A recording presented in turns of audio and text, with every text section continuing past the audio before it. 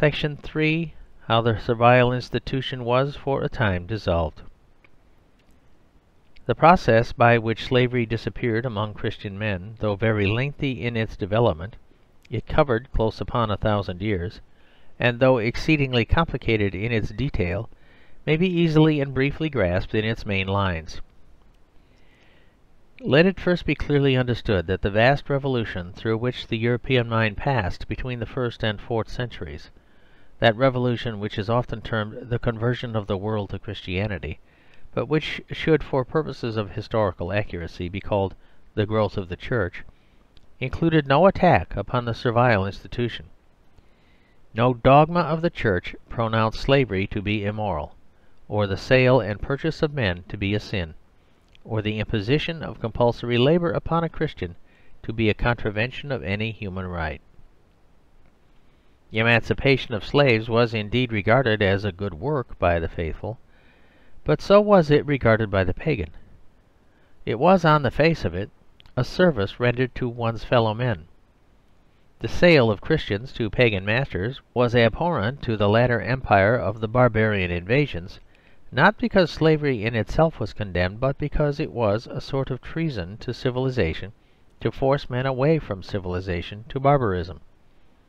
In general, you will discover no pronouncement against slavery as an institution, nor any moral definition attacking it, throughout all those early Christian centuries, during which it none the less effectively disappears.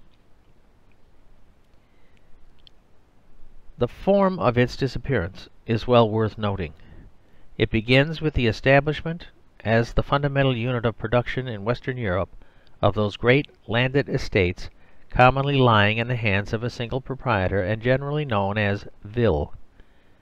There were, of course, many other forms of human agglomeration: small peasant farms owned in absolute proprietorship by their petty masters, groups of free men associated in what was called the vicus manufactories, in which groups of slaves were industrially organised to the profit of their master, and, governing the regions around them, the scheme of Roman towns.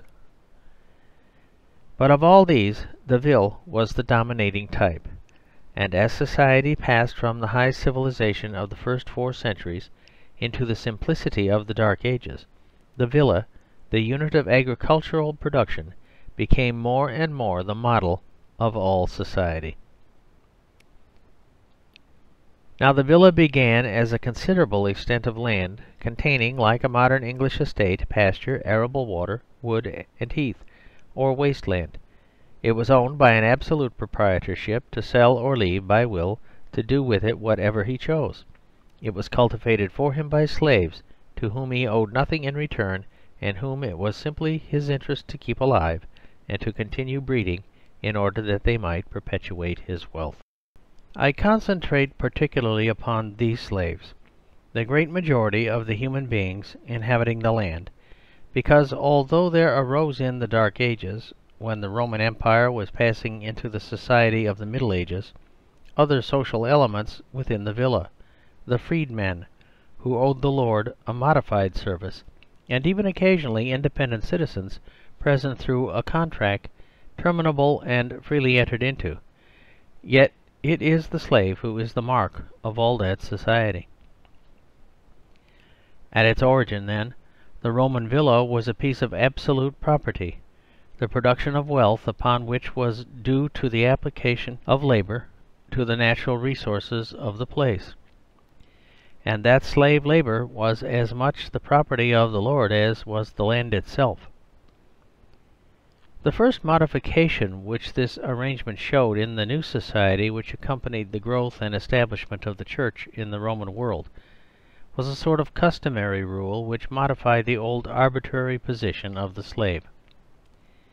The slave was still a slave, but it was both more convenient in the decay of communications and public power, and more consonant with the social spirit of the time, to make sure of that slave's produce by asking him for no more than certain customary dues. The slave and his descendants became more or less rooted to one spot. Some were still bought and sold, but in decreasing numbers. As the generations passed, a larger and larger proportion lived where and as their fathers had lived, and the produce which they raised was fixed more and more at a certain amount, which the lord was content to receive and asked no more. The arrangement was made workable by leaving to the slave all the remaining produce of his own labour. There was a sort of implied bargain here, in the absence of public powers and in the decline of the old highly centralised and vigorous system which could always guarantee to the master the full product of the slave's effort. The bargain implied was that if the slave community of the villa would produce for the benefit of its lord not less than a certain customary amount of goods from the soil of the villa, the lord could count on their always exercising that effort by leaving to them all the surplus, which they could increase if they willed indefinitely.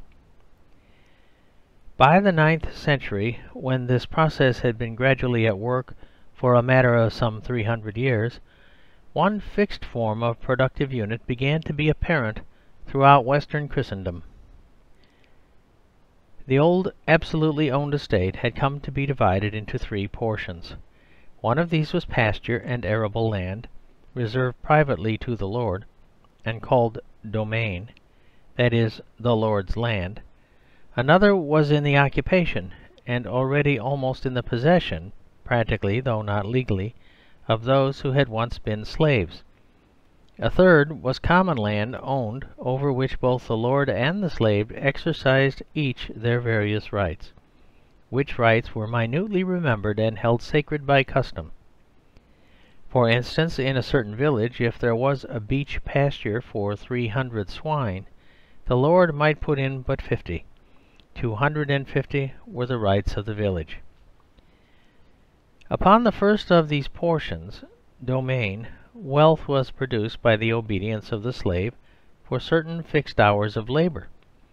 He must come so many days a week, or upon such and such occasions, all fixed and customary, to till the land of the domain for his lord, and all the produce of this must be handed over to the lord, though, of course, a daily wage in kind was allowed, for the labourer must live.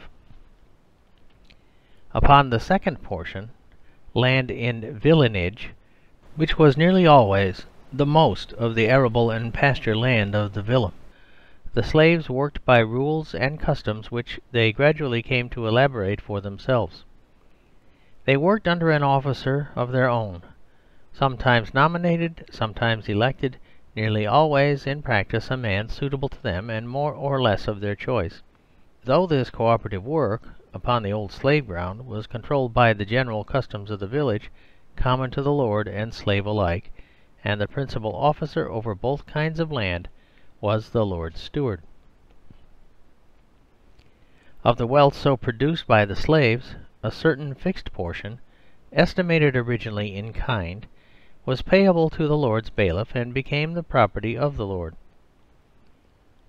Finally, on the third division of the land, the waste, the wood, the heath, and certain common pastures, wealth was produced as elsewhere by the labour of those who had once been the slaves, but divided in customary proportions between them and their master. Thus such and such a water meadow would have grazing for so many oxen. The number was rigidly defined, and of that number so many would be the lord's and so many the villagers'. During the 8th, 9th, and 10th centuries this system crystallized and became so natural in men's eyes that the original servile character of the working folk upon the villa was forgotten. The documents of the time are rare. These 3 centuries are the crucible of Europe, and record is drowned and burnt in them. Our study of the social conditions, especially in the latter part, are the matter rather of inference than of direct evidence. But the sale and purchase of men, already exceptional at the beginning of this period, is almost unknown before the end of it.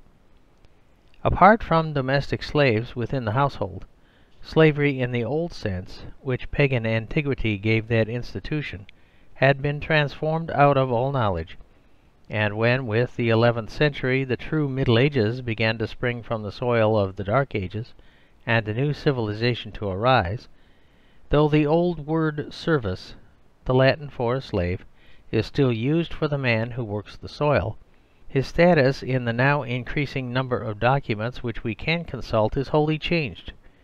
We can certainly no longer translate the word by the English word slave.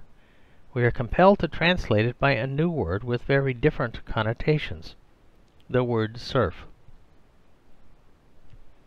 The serf of the early Middle Ages, of the 11th and early 12th centuries, of the Crusades and the Norman Conquest, is already nearly a peasant. He is indeed bound in legal theory to the soil upon which he was born. In social practice, all that is required of him is that his family should till its quota of servile land, and that the dues to the lord shall not fail from absence of labour. That duty fulfilled, it is easy and common for members of the serf class to enter the professions and the church, or to go wild, to become men practically free in the growing industries of the towns.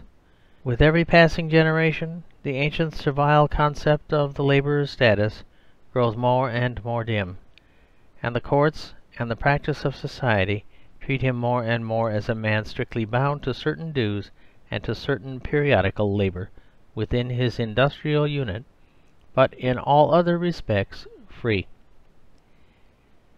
As the civilization of the Middle Ages develops, as wealth increases and the arts progressively flourish, this character of freedom becomes more marked. In spite of attempts in time of scarcity, as after a plague, to insist upon the old rights to compulsory labour, the habit of commuting these rights for money payments and dues has grown too strong to be resisted. If at the end of the 14th century, let us say, or at the beginning of the 15th, you had visited some squire upon his estate in France or in England, he would have told you the whole of it. These are my lands. But the peasant, as he was now, would have said also of his holding, this is my land. He could not be evicted from it. The dues which he was customarily bound to pay were but a fraction of its total produce. He could not always sell it, but it was always inheritable from father to son. And in general, at the close of this long process of 1,000 years, the slave had become a free man for all ordinary purposes of society. He bought and sold, he saved as he willed, he invested, he built, he drained at his discretion, and if he improved the land, it was to his own profit. Meanwhile, side by side with this emancipation of mankind in the direct line of descent from the old chattel slaves of the Roman villa, went, in the Middle Ages, a crowd of institutions which, all similarly made for a distribution of property, and for the destruction of even the fossil remnants of a then forgotten servile state. Thus the industry of every kind in the towns, in transport, in crafts, and in commerce was organised in the form of guilds. And a guild was a society particularly cooperative, but in the main composed of private owners of capital, whose corporation was self-governing and was designed to check competition between its members, to prevent the growth of one at the expense of the other. Above all, most jealously did the guild safeguard the division of property, so that there should be formed within its ranks no proletariat upon the one side and no monopolising capitalist on the other. There was a period of apprenticeship at a man's entry into a guild, during which he worked for a master, but in time he became a master in his turn. The existence of such corporations as the normal units of industrial production, of commercial effort, and of the means of transport is proof enough of what the social spirit was which had also enfranchised the labourer upon the land. And while such institutions flourished side by side with the no longer servile village communities, freehold or absolute possession of the soil, as distinguished from the tenure of the serf under the lord, also increased. These three forms under which labour was exercised, the serf, secure in his position, and burdened only with regular dues, which were but a fraction of his produce; the freeholder, a man independent save for money dues, which were more of a tax than a rent, the guild in which well-divided capital worked co-operatively for craft production, for the transport, and for the commerce of all three between them, were making a society which should be based upon the principle of property. All or most the normal family should own, and on ownership the freedom of the State should repose. The State, as the minds of men envisioned at the close of this process, was an agglomeration of families of varying wealth, but by far the greater number owners of the means of production. It was an agglomeration in which the stability of this distributive system, as I have called it, was guaranteed by the existence of co-operative bodies, binding men of the same craft or of the same village together, guaranteeing the small proprietor against loss of his economic independence, while at the same time it guaranteed society against the growth of a proletariat. If liberty of purchase and of sale, of mortgage and of inheritance was restricted, it was restricted with the social object of preventing the growth of an economic oligarchy which could exploit the rest of the community. The restraints upon liberty were restraints designed for the preservation of liberty, and every action of medieval society, from the flower of the Middle Ages to the approach of their catastrophe, was directed towards the establishment of a state in which men should be economically free through the possession of capital and of land. Save here and there in legal formula, or in rare patches isolated and eccentric, the Servile institution had totally disappeared. Nor must it be imagined that anything in the nature of collectivism had replaced it. There was common land, but it was common land jealously guarded by men who are also personal proprietors of other land. Common property in the village was but one of the forms of property, and was used rather as the flywheel to preserve the regularity of the co-operative machine than as a type of holding in any way peculiarly sacred. The guilds had property in common, but that property was the property necessary to their co-operative life. Their halls, their funds for relief, their religious endowments, as for instruments of their trades, those instruments were owned by the individual members, not by the guild, save where they were of so expensive a kind as to necessitate a corporate control. Such was the transformation which had come over European society in the course of 10 Christian centuries. Slavery had gone, and in its place had come that establishment of free possession which seemed so normal to men and so consonant to a happy human life. No particular name was then found for it.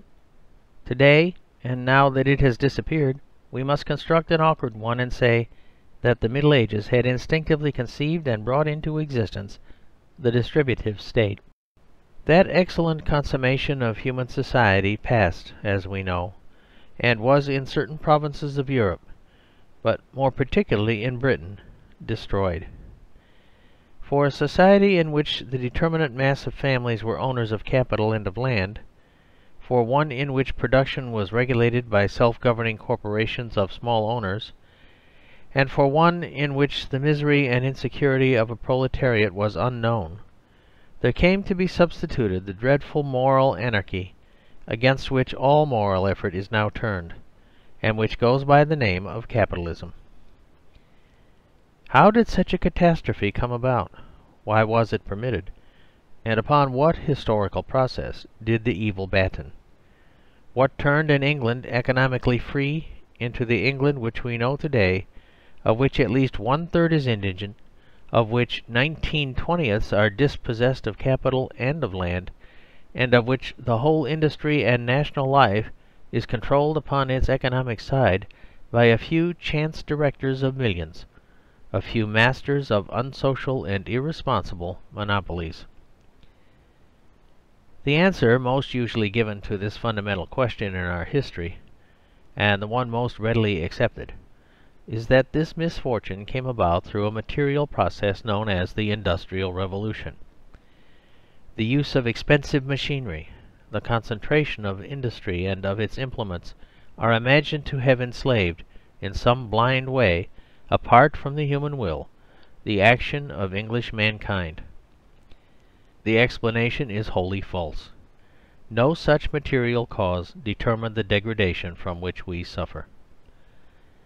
It was the deliberate action of men, evil will in a few, and apathy of will among the many, which produced a catastrophe as human in its causes and its inception as in its vile effect. Capitalism was not the growth of the industrial movement, nor of chance material discoveries. A little acquaintance with history and a little straightforwardness in the teaching of it would be enough to prove that. The industrial system was a growth proceeding from capitalism, not its cause. Capitalism was here in England before the industrial system came into being, before the use of coal and of the new expensive machinery, and of the concentration of the implements of production in the great towns. Had capitalism not been present before the Industrial Revolution, that revolution might have proved as beneficent to Englishmen as it has proved maleficent. But capitalism, that is, the ownership by a few of the springs of life, was present long before the great discoveries came. It warped the effect of these discoveries and new inventions, and it turned them from a good into an evil thing. It was not machinery that lost us our freedom. It was the loss of a free mind.